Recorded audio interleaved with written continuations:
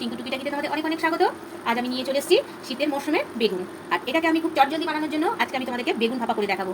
তো তার জন্য বেগুনটা ভালো করে কেটে নিয়েছি। এখানে নিয়ে নেব মিক্সিং জারটা।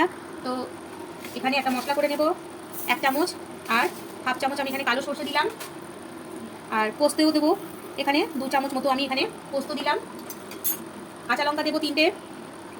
এটাকে ভালো করে আগে আমি গ্রাইন্ড করে নেব। পোস্ত আর সরষেটা বাটা হয়ে গেছে।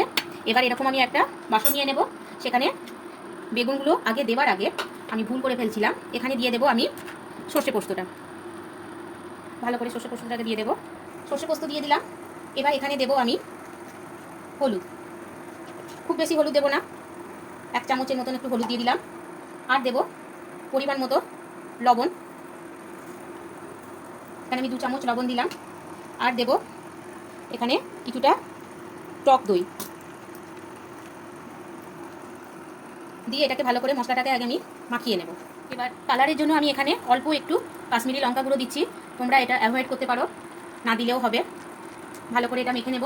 আর সাথে দেবো এখানে 1 চামচ মতো সরিষার তেল দিয়ে এটা ভালো করে আগে মশলাটাকে একসাথে মেখে নেব। মশলাটা মাখা হয়ে গেছে, এটাকে সাইড করব। দেন এইরকম আমি একটা কৌটো নিয়ে নেব, কৌটোর মধ্যে আমি বেগুনগুলোকে সাজিয়ে দেব। কিছু বেগুন দেওয়ার পর মশলাটা উপর থেকে একটু দিয়ে দেবো, দিয়ে ভালো করে বেগুনের সঙ্গে আগে একটু মাখিয়ে নেব। মাখিয়ে নিয়েছি, দেন আবার আমি বেগুন দেবো। বেগুন দেওয়ার পর আবার বাকি মশলাটাও আমি এখানে দিয়ে দেবো। ভালো করে বেগুনগুলো মাখিয়ে দিলাম আর ডিপ করে দিলাম। এবার এখানে আমি দিয়ে দেবো স্লাইস করে কেটে রাখা টমেটো কুচি। ওপর থেকে আরও একটু আমি সর্ষের তেল এখানে অ্যাড করব। এইটা সর্ষের তেলেই মজবে পুরোটা জিনিসটা, তবে খেতে টেস্টি হবে। দেবো 2টো ধনেপাতা কুচি, আর দেবো 4টে কাঁচা লঙ্কা। এবার আমি ঢাকনাটা বন্ধ করে দেবো। এখানে আমি কড়াইয়ের মধ্যে জল গরম করতে দিয়েছি। এবার এই ডিবাটাকে আমি খুব আরামসে এখানে বসিয়ে দেবো জলের মধ্যে দিয়ে 15 মিনিট এটাকে আমি লো টু মিডিয়াম ফ্লেমে হতে দেবো।